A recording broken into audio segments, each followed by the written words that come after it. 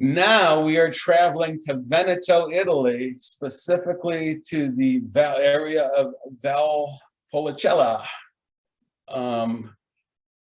You can tell they're serious about wine because Valpolicella literally translates to Valley of the Cellars. That's what it means. So you know they take their wine seriously there. And they classify their wines as well, but they don't classify it by the vineyard locations or any particular region. They classify their wines by how the wine is produced. And we're going to learn a little bit about that now. This is the Valpolicella wine quality triangle. You start out with Valpolicella Classico. It's what they produce. It's a really nice table wine. You move up to Superior, and as we were talking about in some of the pre-chat, the difference between regular Valpolicella and Valpolicella Superior. The Superior has a little bit higher minimum alcohol level, and you have to age it for a minimum of a year before you can sell it. So it's generally got a little more structure, you know, it might have a little more body, might have a little more complexity.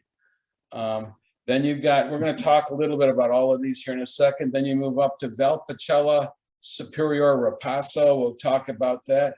And then you move up to the top of the chart where you have Amarone del Valpolicella and Ricciotto di Valpolicella, which are made essentially the same way, but they do the process a little different. We'll talk about it here. Your basic Valpolicella, you can get those starting at about $8. The Superior is usually around $15 plus. This is an actual vineyard in Valpolicella.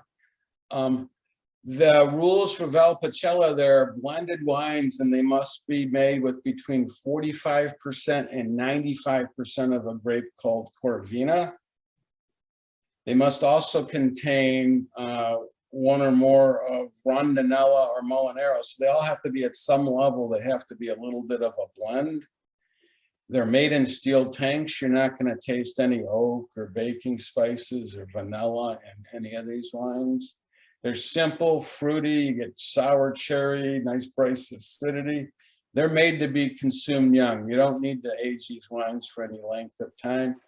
Super pasta pizza wines. The difference, like we mentioned earlier, Valpolicella Superior is aged at least 1 year and has to have alcohol content of at least 12%. So that's what differentiates the Superior from a regular Valpolicella. When we were talking about the top of the chart, we had Amarone and we had Ricciotto. And those are made essentially the same way up until the end of the process. What they use the exact same grapes that go into the Valpolicella that we talked about earlier. The difference is the grapes are picked early when they're very high in acidity.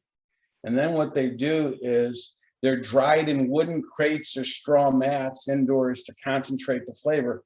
As the grape dries out, you lose a lot of the water and you have all of the sugar and all of the flavor of the wine is still in there.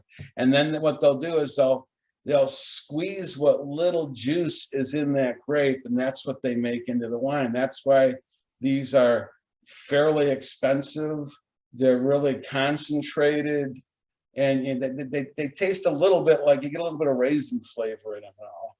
And the difference between the Valpolicella, the Amarone, and the Ricciotto is they stop the fermentation a little earlier on the Ricciotto, so it maintains its sweetness. So the Ricciotto is sort of a dessert wine. You kind of serve it like you would an ice wine or a late harvest wine, or sometimes even a port.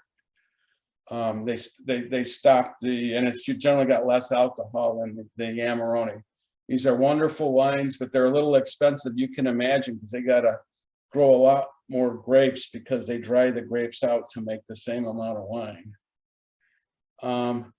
Next one we're going to talk about is the Ripasso del Valpolicella. That's the one that's in between the regular Valpolicella and the Amarone. How they make that is they start at about $18.